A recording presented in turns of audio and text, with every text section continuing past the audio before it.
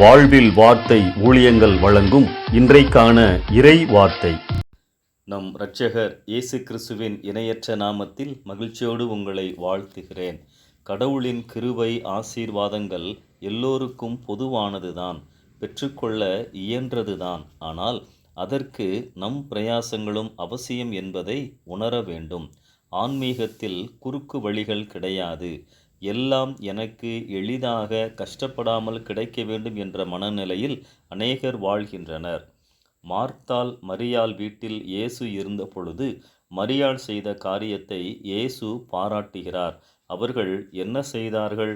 இயேசுவின் பாதத்தருகே உட்கார்ந்து அவருடைய வசனத்தை கேட்டுக்கொண்டிருந்தார்கள். மரியாளுக்கு ஆர்வம் மட்டுமல்ல, பாதத்திலே உட்கார்ந்து இயேசுவோடு நேரம் செலவழிக்க மனதாயிருந்தார்கள்.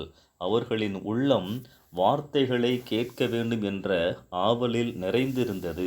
சகோதரி கோபித்து கொண்டாலும் பரவாயில்லை, இயேசு வீட்டிற்கு வந்திருக்கும் இந்த வாய்ப்பை சரியாக பயன்படுத்துவேன் என்ற பக்குவம் இருந்தது. அதனால்தான் தேவையானது ஒன்றே, மரியாள் தன்னை விட்டு எடுபடாத நல்ல பங்கை தெரிந்து கொண்டாள் என்று இயேசுவின் பாராட்டை பெறுகிறார்கள். அன்பானவர்களே, ஒவ்வொரு நாளும் இயேசுவுக்கு என்று தனியாக எவ்வளவு நேரம் செலவழிக்கிறீர்கள்?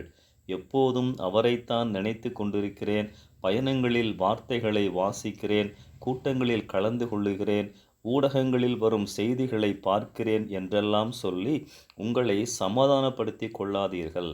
இவைகள் எல்லாம் தேவைதான். ஆனால் மரியாளை போன்ற தனிப்பட்ட அனுபவங்கள் அவசியம்.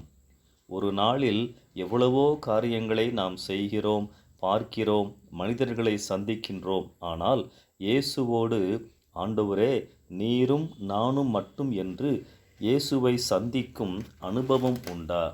அதனால்தான் மார்த்தாளை போல அநேக காரியங்களை குறித்து கலங்குகிறோம். இன்று இயேசுவோடு என் புதிய நாளை ஆரம்பித்திருக்கிறேன். எதை பற்றியும் நான் கவலைப்பட மாட்டேன். அவர் பார்த்து கொள்ளுவார், அவர் என்னோடு இருக்கிறார் என்ற நிச்சயத்தோடு, புதிய பலத்தோடு அந்த நாளை ஆரம்பியுங்கள். அதைத்தான் நல்ல பங்கு என இயேசு கூறுகிறார். பிரியமானவர்களே, இயேசுவுக்கு உங்கள் வாழ்க்கையில் நேரம் கொடுங்கள். ஆசீர்வாதங்கள் உங்களை தேடி வரும். ஆன்மீகத்தில் குறுக்கு வழிகள் இல்லை. இந்த சிந்தனையோடு இந்த நாளை ஆரம்பிப்போம். கர்த்தர் உங்களை ஆசீர்வதிப்பாராக. ஆமென்.